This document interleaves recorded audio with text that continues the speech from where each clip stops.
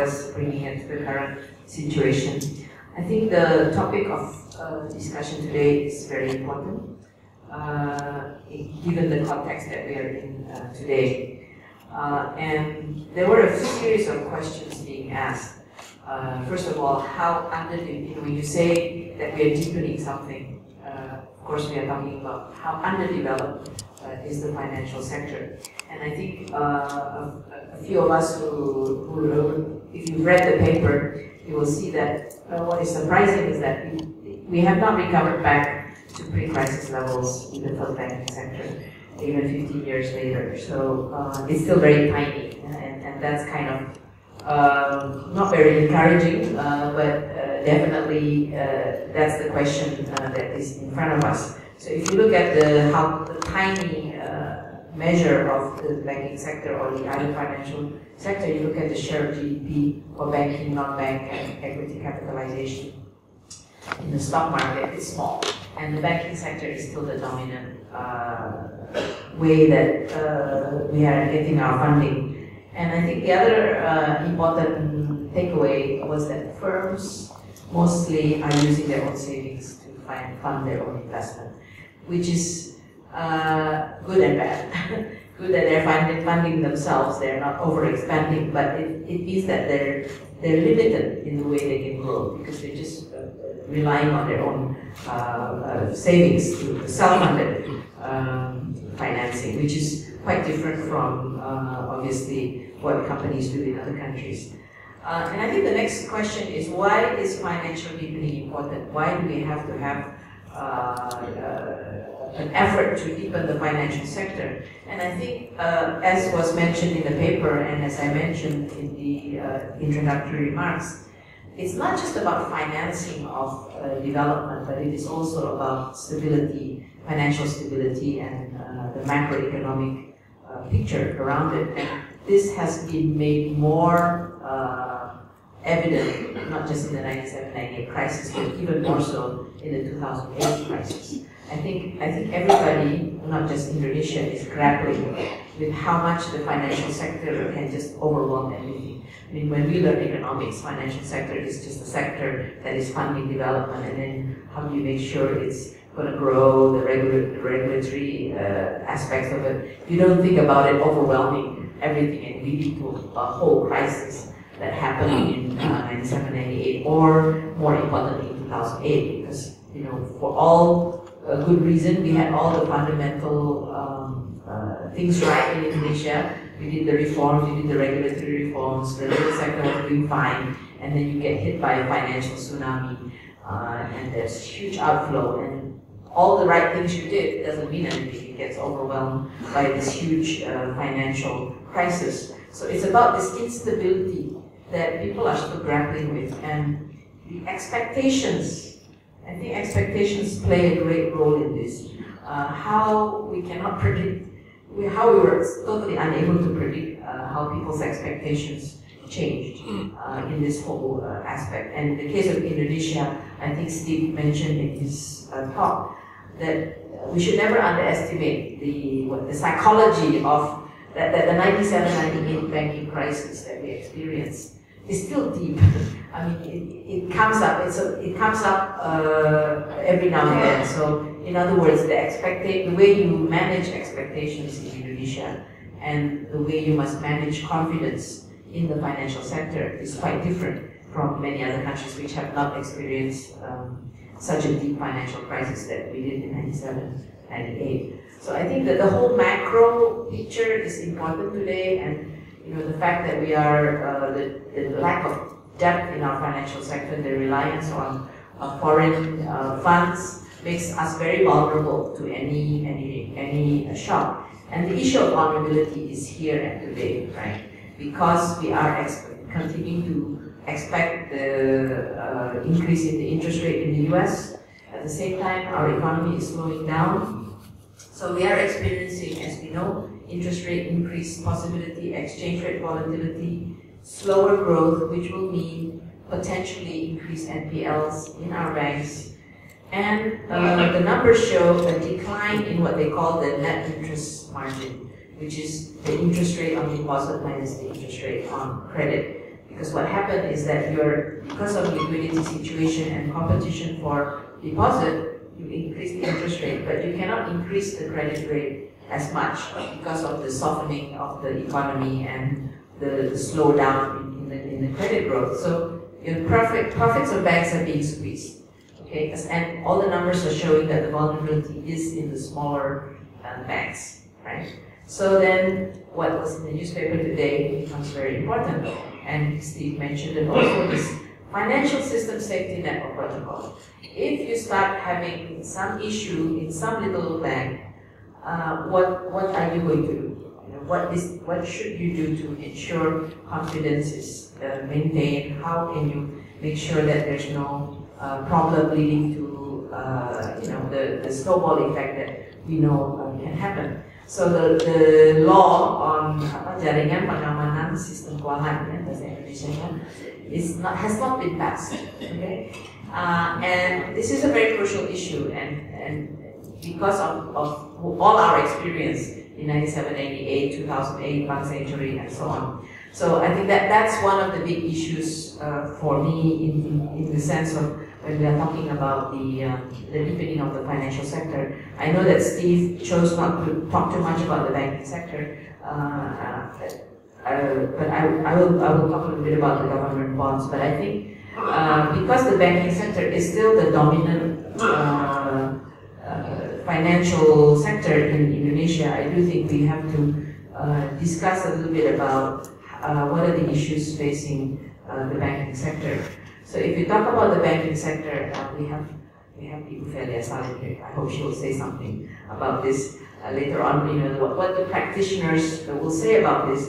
But because of the vulnerabilities, possible vulnerabilities, the requirements of Basel III for higher capital and so on, if I can pick three issues in the banking sector that is always discussed, is consolidation and merger, foreign ownership, and financial risk protocol. We already talked a little bit about financial risk protocol. But consolidation and merger is one of the big issues just because of the vulnerabilities of the small banks and the requirement for the higher capital adequacy requirement, which requires you to consolidate and merge.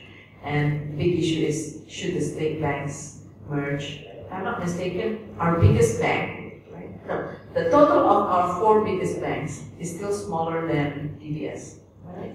Something like that. So the size of our banks for a large country is just not reflecting the size of our country. So this issue of how to consolidate and merge, there are a number of issues. Obviously, state-owned.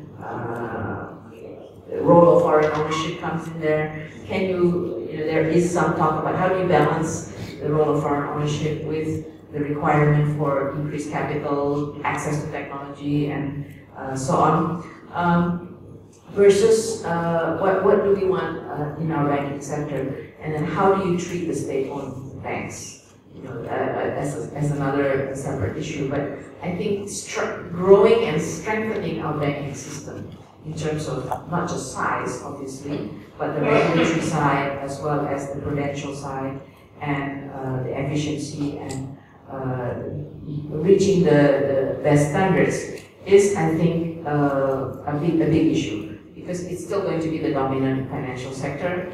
And I think the second issue would be because companies are self-financing their own growth, besides banks as a source of funding, where companies are, you mentioned rightly, are not really going elsewhere. They're not issuing corporate bonds, they're not going so much to the capital market. I understand that a lot of companies go to the capital market because of the lower tax rate, rather than to raise capital for expansion, etc., etc. So that it's more than the issue of the corporations themselves. Even if they want to, they're afraid to dilute their shareholding. That may be at the bottom of it. But Shanti's here. Is it a function of the family-owned businesses that are in transition? How are we going to see the progression of the modernization of Indonesian companies in terms of the way they're going to expand? Because the moment that you have if you are going to go public, if you're going to sell corporate bonds, you have to give the information out. It's about corporate governance and so on. We don't have companies, Indonesian companies that are global yet, do we? I'm posing that as a question to all of you here. And unless you're going to go global, your companies, not just the banks, but the companies, then your growth is going to be limited. Okay, let me address the government bonds recommendation that is addressed in the paper. I think it's definitely an issue about who are owning the government bonds. It's mainly foreigners. So how do you encourage more domestic ownership? And Steve's recommendation is that we have a subcategory of SUN, which is infrastructure. I think that's a very good idea. We always keep on talking about the mismatch of funding, and there were already some recommendations. We should revive BAPINDO, Badan Bank Pembangunan Indonesia, because of this mismatch. The needs of infrastructure is long term. Banks only can give short term or medium term funding. This is a long, always have a debate on this. And then so a lot of ideas have come up. I think Hadin even proposed infrastructure bank, right? Infrastructure bank, Provindo, but then it kind of goes against the direction of where we had come from. We had reduced all the special type banks, and is that called universal banking? We went towards more universal banking. I don't know whether Steve wants to comment on the direction of how we should be taking our banking sector, because there is a lot of calls for specialized banking again, including microfinance banking. I mean, we went through all this since the 80s. Yeah, 80s. Yeah, banking deregulation was 83, right? Where we reduced in the banking law. It says no more specialized banks, basically. But now we're reviving that back again. So is SME should be serviced by a special bank? Should infrastructure be specialized bank? Should development be specialized bank? Or should it be the banks themselves plus other instruments like this government bond for infrastructure?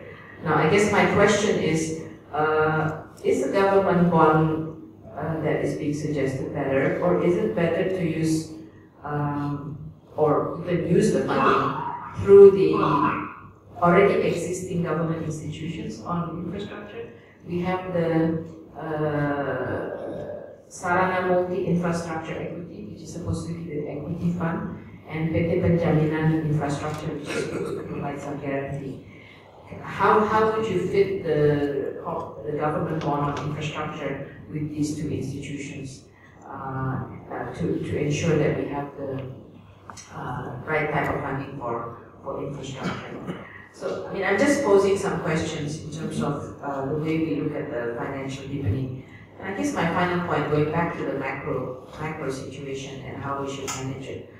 At the end of the day, because we have open capital account, and I don't think we are about to change that, right? So, because we have an open capital account, in the past, it has led to a lot of discipline, but at the same time, it also makes you vulnerable. So, it's always this balance for Indonesia.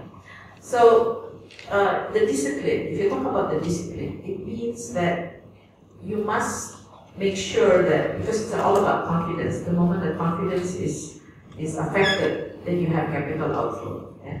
That's where the discipline comes from. So, with regard to that point, it means that basically government policy always has to be consistent and not giving mixed signal. Yeah?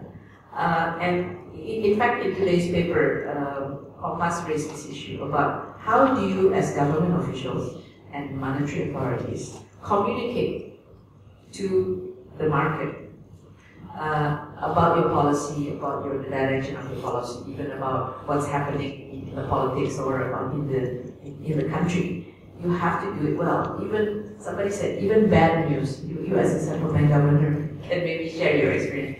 Even bad news can be explained well. And I still vividly recall in the 97-98 crisis, you remember Malaysia imposed capital control, like almost overnight. Yeah.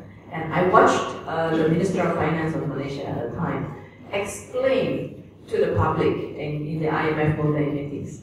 And he explained it so well that, oh yeah, okay, we can live with that, you know.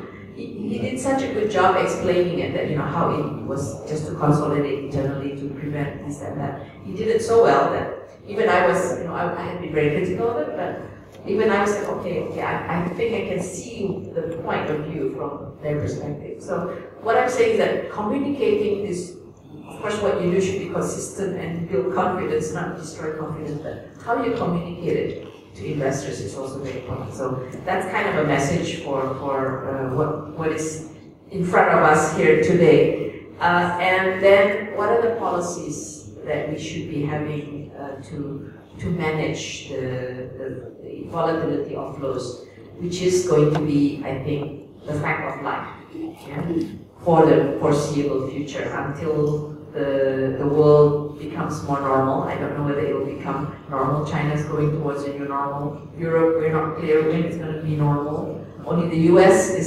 supposedly going normal. And all this will have a volatility. You know, we don't want too much capital, or we don't want to have too much rapid outflow. How do you manage your exchange rate? Is inflation targeting still the target? We don't want to have depreciated exchange rate as a target either, which is what got us into trouble pre-97, 98. So all this, what is it called? Sand in the wheels? You try to manage not just by foreign exchange market intervention, but you put a disincentive for short-term flows. You know, like what Malaysia or Thailand does. I think they put a tax, or they make sure that you don't take your money out after 6 months, or if you take your money out before 6 months, you get penalized by tax or whatever. It's called sand in the wheels, I think. You know, so you manage the flows, and these are things, I think, instruments that also need to be put in place. Okay, maybe I'm sorry, I'm a bit rambling, but I hope I've just tried to put everything in context and address some of the issues. Thank you. Thank you very much, Ibu Mari. I would like to invite Steve to probably address some of the concerns or issues raised by Ibu Mari, especially on the banking sectors. Should we go with the specialized banks to address the needs of funding in Indonesia, and how is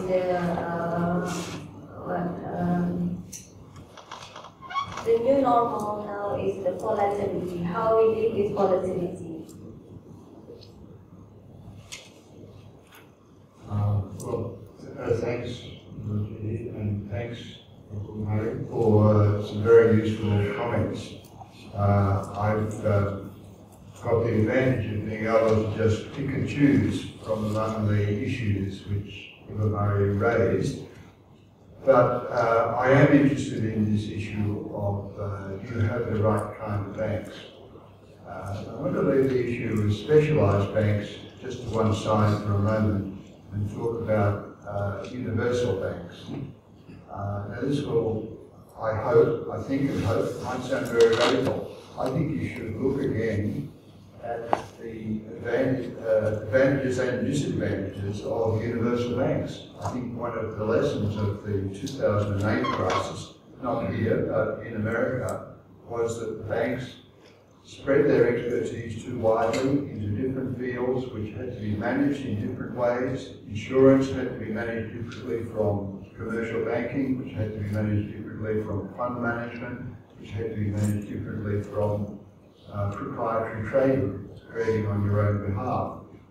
And I think one of the lessons that came out of that is that any institution which tries to do all of those things is unmanageable. A few of them got through, but just squeaked through. Even JP Morgan had the what was the whale called? The great whale, the big whale, had problems with part of it. The institution was too big and too diverse to be managed.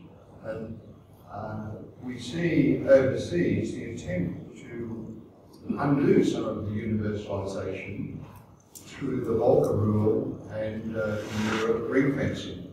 In other words, we're going to stop banks from doing all the things which they did before. Now, I think you could well have that debate in Indonesia.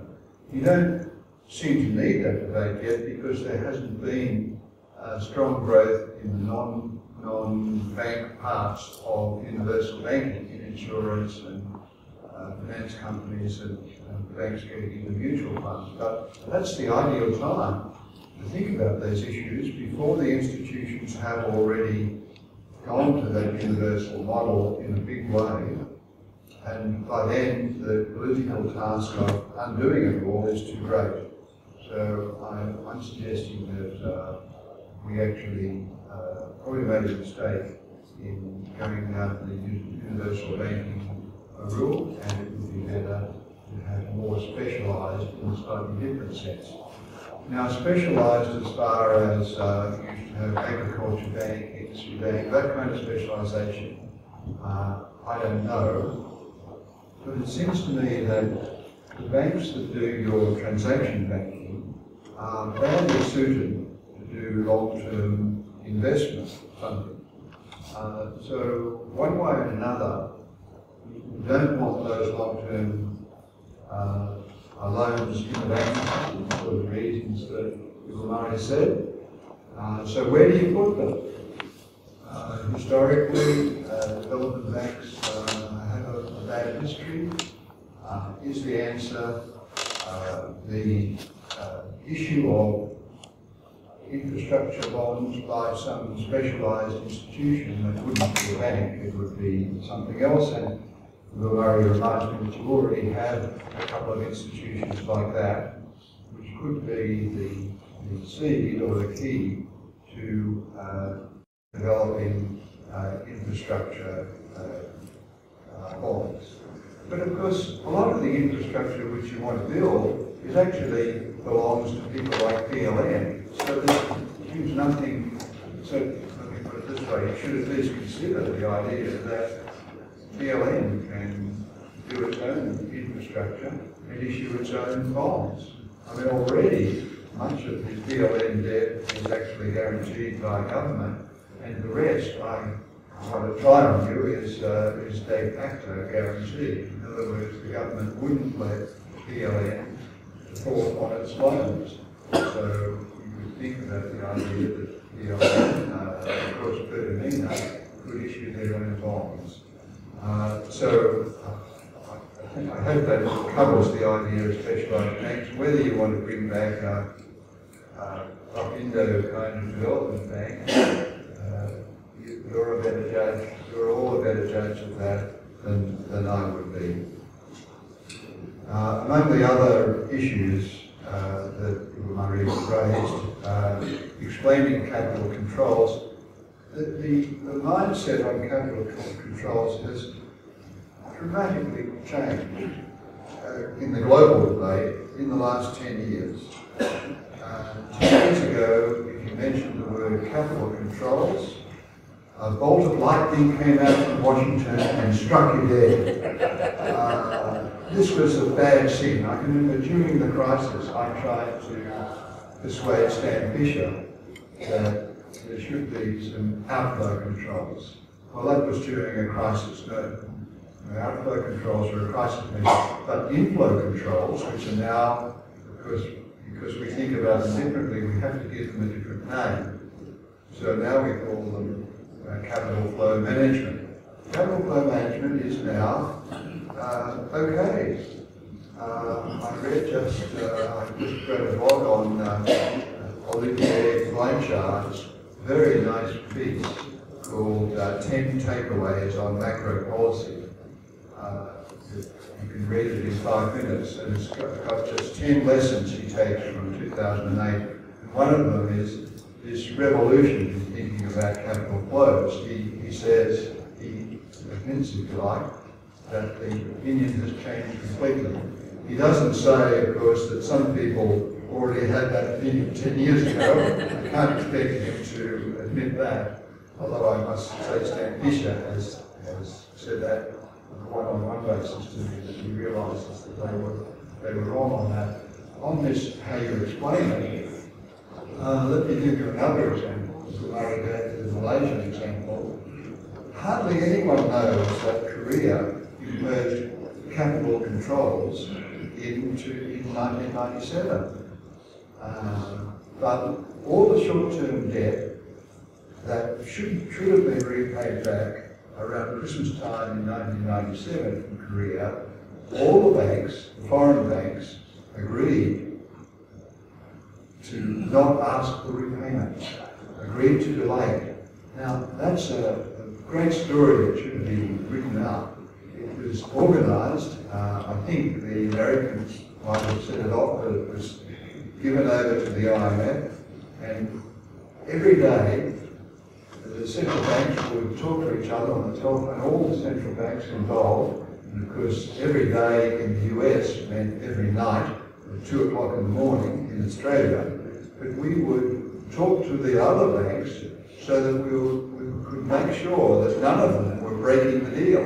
So each one of us had to say, Australia actually had, the ANZ Bank had a large loan out to Korea, so we had to check with the ANZ every day, it's still okay, you still got this loan out, and then we would come into the telephone link up and say, Scouts Honour, we've still got the capital flow and capital controls. That was never called capital controls. That's what it was. And it's a pity, in a way, that that experience wasn't written up properly, because we would have come to this understanding much earlier. Olivia Blanchard has only come to it in the last few years. That in certain circumstances, capital flow management is legitimate and needed. Now, we hope it's not that kind of ban on capital outflows. We hope it's more of the kind that we mentioned, which we associate with Latin America, the Chilean, what was it called? What do you call it? In Charlotte, but maybe that's something you eat. Spanish isn't up to it. But anyway, they put essentially a tax on inflows, a small tax on inflows. And that seems to me to be at least something that should be in the policy toolkit. Some kind of tax seems much more effective than anything else. And when you go and look at tax, I know it's the case in Australia, I think it's also the case in Indonesia, because we were all so desperate to encourage capital inflows, we actually gave all the foreigners huge advantages in taxation. We either didn't tax them or we taxed them at only 10%. Now, if the criterion should be, do you tax the foreigners as heavily as you tax the domestic people? Now, the domestic people should be paying more than 10%, and yet the foreigners often get by with a much lower rate of tax. So even without any discriminatory controls against foreigners, you could probably make short-term investment in things like SPI much less attractive. And it seems to me, what word do I want here? I want to say useless. Useless to attract those kind of short-term flows when they're so vulnerable that you can't use that money. You have to put it away in foreign exchange reserves, waiting for the day when they take it out again. I mean, it seems to me we ought to rethink whether those short-term flows are actually helpful. And if they're not, there are ways of discouraging them without actually putting on formal capital controls, simply by using the normal methods of taxation and so on. Sand in the wheels. I've picked all the issues. There are a whole lot of things there, I'm sure, that I should answer, but I'm not going to.